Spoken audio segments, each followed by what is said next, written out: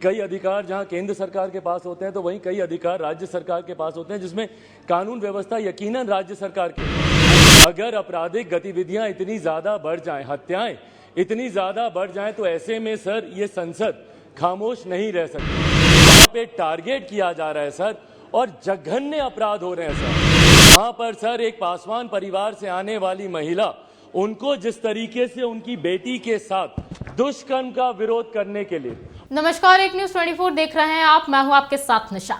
बिहार में लगातार बढ़ रहे आपराधिक घटनाओं को देखते हुए लोजपा रामविलास के अध्यक्ष चिराग पासवान ने संसद भवन में कार्रवाई के दौरान बिहार सरकार पर जमकर निशाना साधा। उन्होंने नीतीश कुमार पर बिहार में बढ़ रहे आपराधिक घटनाओं को लेकर सवाल खड़ा किया। साथ ही साथ उन्होंने केंद्र सरकार से इस बिहार में आपराधिक घटनाओं में हो रहे वृद्धि में हस्तक्षेप करने की बात कही। सबसे पहले तो देखिए क्या कुछ कहा है चिराग पासवान ने।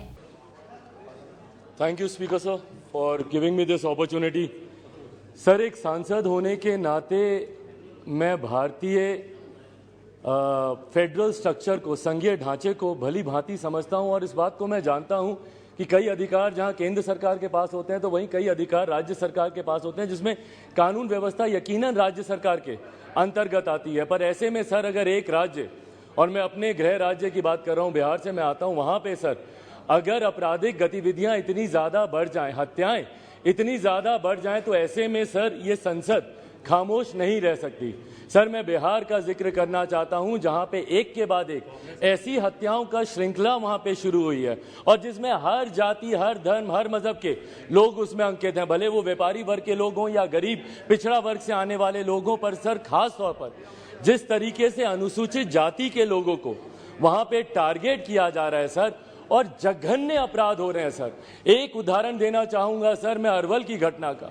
वहां पर सर एक पासवान परिवार से आने वाली महिला, उनको जिस तरीके से उनकी बेटी के साथ दुष्कर्म का विरोध करने के लिए और न्याय की मांग करने के लिए प्रशासन भी सर अपराधियों के साथ मिला हुआ था। ये रामजीत पासवान जी की उनकी धर्मपत्नी सुमन देवी अपनी 5 साल की बच्ची के साथ सर वो न्याय मांगने जाती हैं बार बार प्रशासन के पास। प्रशासन उनकी बात नहीं सुनता, परिणाम स्वरूप उनको जिंदा जला दिया जाता है। उनके घर में पेट्रोल छिड़क कर 5 साल की बच्ची को सर अपनी मां के साथ जिंदा जला दिया गया। सोचिए, वो बच्ची अस्पताल में, उनको मैं देखने गया था, वो बच्ची 5-6 दिन तक लड़ाई लड़ती रही जिंदगी मौत के साथ, न्याय की उम्मीद रखते हुए उसने दम तोड़ दिया। बेगूसराय की घटना सर, फिर एक पासवान महिला के साथ सामूहिक, 2 मिनट लूंगा सर, सामूहिक दुष्कर्म करके उनको अर्धनग्न व्यवस्था में सर उनके शरीर को खेत में फेंक दिया गया। सर, एक के बाद एक सर ये घटनाएं हो रही है। मैं जानता हूं सर अपनों को खोने का दर्द।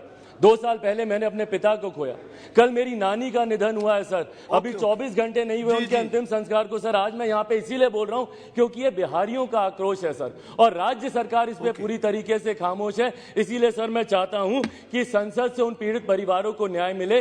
तमाम इसका स्वतः संज्ञान लेते हुए केंद्र सरकार इस पे कार्रवाई करे और सीबीआई जांच इन तमाम विषयों पर की जाए। श्री मुकेश राजपूत जी, तो सुना आपने चिराग पासवान ने किस तरीके से बिहार सरकार में बढ़ रहे आपराधिक घटनाओं पर सवाल खड़ा किया। साथ ही साथ उन्होंने बीते दिनों अरवल में हुए अरवल समेत बेगूसराय में हुए आपराधिक घटनाओं को लेकर भी कहा, और साथ ही साथ उन्होंने केंद्र सरकार से इन मामलों में सीबीआई की जांच करने की मांग की है। अगर आप इस वीडियो को हमारे फेसबुक पर देख रहे हैं तो हमारे पेज को लाइक कर लें, यूट्यूब पर देख रहे हैं तो हमारे चैनल को सब्सक्राइब कर लें। नमस्कार।